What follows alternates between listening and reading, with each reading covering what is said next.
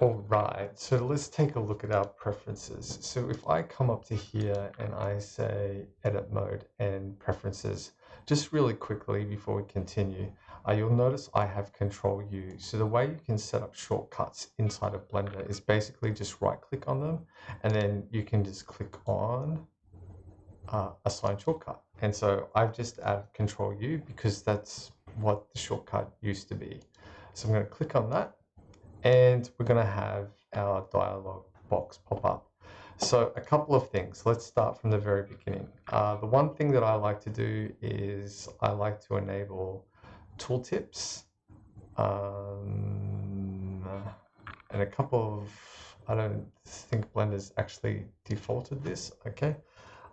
So tooltips, the other thing I like to do is I like to come down to the dope sheet here and I like to make my keyframe scale at 1.8 just because we're animators and we're dealing with keyframes all of the time. As the day or the week or the month drags on projects, it's really nice just to have icons and keyframes that are a little bit bigger so you're not constantly leaning forward and straining your neck and hurting your back while you're using your computer. You will hear me probably mention things about good animation health from time to time, and dealing with like hand health and protecting your hands and stretching and things like that. All of that stuff is really, really important to us. Also in creating this add-on. So yeah, they're things that we're considering as well. So basically, the animators are going to make use of the add-on and basically the animation. The animator's lifespan of using the add-on over a project. Just trying to make things as simple as possible, even taking account for gravity.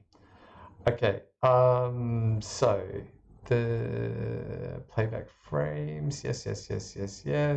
I think the next one that I usually do is this one here. Allow negative keyframes. Now this is a really good one because what you can do is you can take your keyframe data and any kind of default poses or anything like that, you can quickly sculpt them out before you start animating. Because like obviously you blocked out your animation beforehand, you know where you're heading with your animation because we're good animators and we like to do that. So we've found our adjectives, we've decided what we're going to act to and animate to, and then what you can do is you can do up some drawings or shape design or anything like that in your negative keyframes. And then basically you're just kind of pseudo storing them. So I'll give you a little bit of a demonstration of that later on, but we definitely want to allow negative keyframes. That can be a huge advantage for us. I'm going to skip add-ons for now because we're going to come back to that. Input. Okay, so if you're on a laptop, Blender hasn't been decided the friendliest for laptop users. But the thing is like you can customize your hotkeys. So pretty much even when I'm on my laptop and I'm testing stuff out on there, I have deliberately bought like a pretty low-end spec laptop to test all this stuff out on. So it should work reasonably well. I think even my laptop has no graphics card and this runs pretty well. Yeah, so basically in regards to this and emulating numpads, I don't think this is necessary. There are hotkeys on your keyboard that you can use and take advantage of. It's just going to take a little bit of digging and research if you are on a notebook or a laptop. Yeah. Okay. Navigation. I like to turn around, orbit around selection, depth, and zoom into mouse pointer. I just find these incredibly useful. It just gives you really fast, accurate control. Key map. I like to switch my spacebar action from play to tools because basically I'm spending more time with my tools than I am with play. So what that means is basically when you press spacebar, your tools are going to come up, and I personally find that handy because I like to work not that way. Tools, play.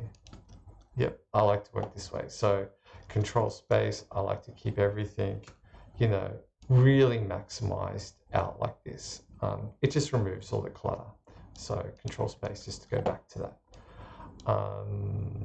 Okay, so if this is on play and then I hit space, you can see down here the animation timeline is playing and it's ticking over there. Okay, so that's play. So I like to set that to tools. The other thing I like to check on here is tab for pie menu. Now what that means really quickly is you press the tab key and then when you have an object selected, you can basically, you know, do whatever you want really quickly. So it's just basically a pie menu, and this is going to be object oriented. So because I have a bunch of curves on screen here like this at the moment, my pie menu is going to, you know, be pretty limited. If, for example, I put a cube on here and I press my pie menu, you can see there are a bunch more. There are a lot more options here. So basically, it's what is it? Object dependent, selection dependent. So yeah. Okay, so let's zoom into our little guy. So back to preferences. In system, I'm running an NVIDIA graphics card, so I just basically turn these on. I like to crank my steps up to at least 100. And then the next one here, for me, this is my personal preference. I like to save out a lot of versions. So every 3 minutes, basically, it's like saves out a version. It saves a version out every 3 minutes over the period of an hour, which gives me 60 versions. So if anything happens during that hour, I have 60 versions. I have 20 versions that I can fall back on over an hour. For me, this is a personal preference. Some people hate that. I do make sure that I manage that, like that file count. That amount of data can build up pretty quickly. So it is important to manage that. I know some people who like to turn it off. I know some people who hate it. But for me, I like to crank it up because, you know, stuff happens. I also like to put on auto run Python scripts. This is also super handy. Okay, that said, if you are running a Python script, please make sure you know where it's coming from and that it's not going to do anything harmful to your computer. Okay, textures, usually in here I assign critter. Yeah, and I think that's pretty much it. Image editor, sorry, this one here I assign critter. This one here is like stock folders. And then here is basically your asset library and where you might want to store your Blender projects. After I go through all of that, I hit save and then we are pretty much done. So in the next one, I'm going to go over the add-ons and then I promise you we will get to the stop motion add-on and run through that. Okay, thanks guys.